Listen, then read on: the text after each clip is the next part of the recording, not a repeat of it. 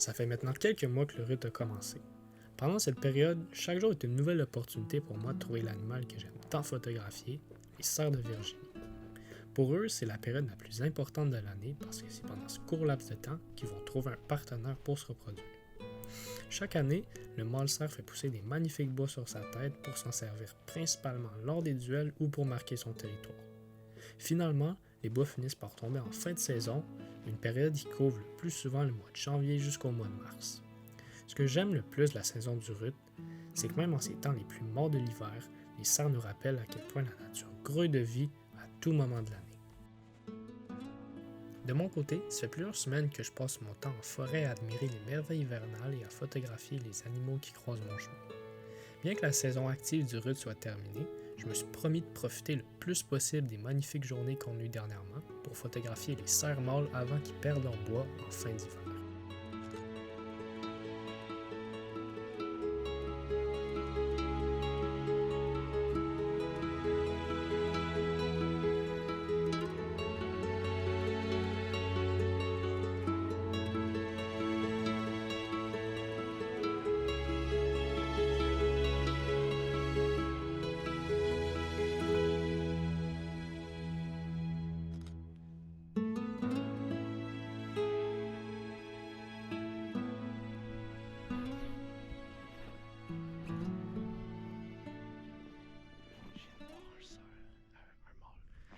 Assez gros, il devait avoir peut-être 8, peut-être même 10 pointes, c'est vraiment un gros mâle.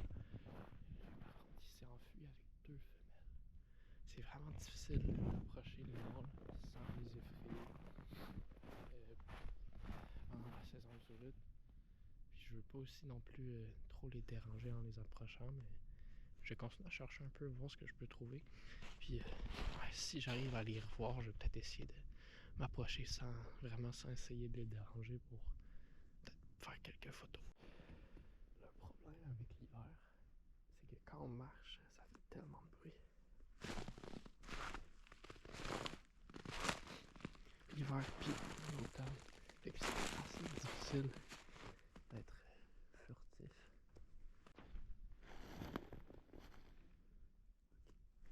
Environ, je sais pas, peut-être une cinquantaine de mètres, il y a 2 cerfs femelles. En tout cas, c'est ce que je vois. Peut-être qu'il y a un mâle avec eux, mais je sais pas. C'est peut-être sur le tantôt aussi. Fait que je vais pas trop m'approcher parce que je veux vraiment pas les effrayer. Je vais essayer de me positionner d'une meilleure façon pour être voir si je suis capable de mieux les voir.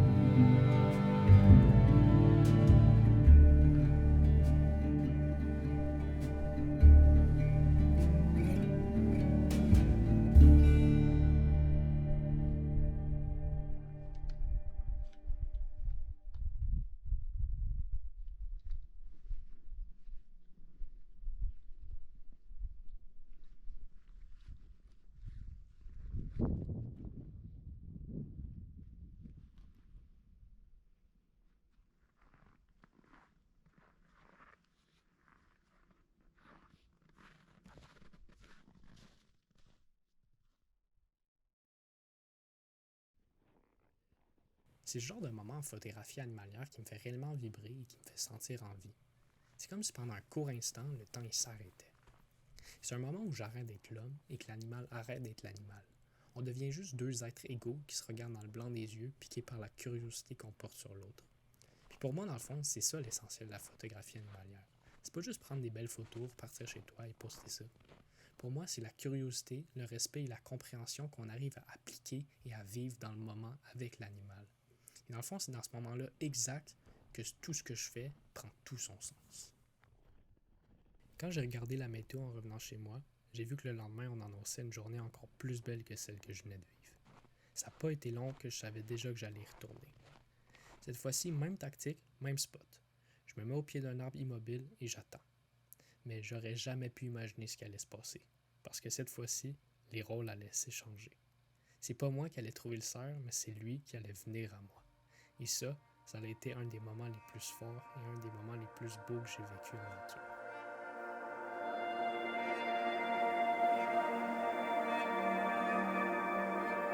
nature.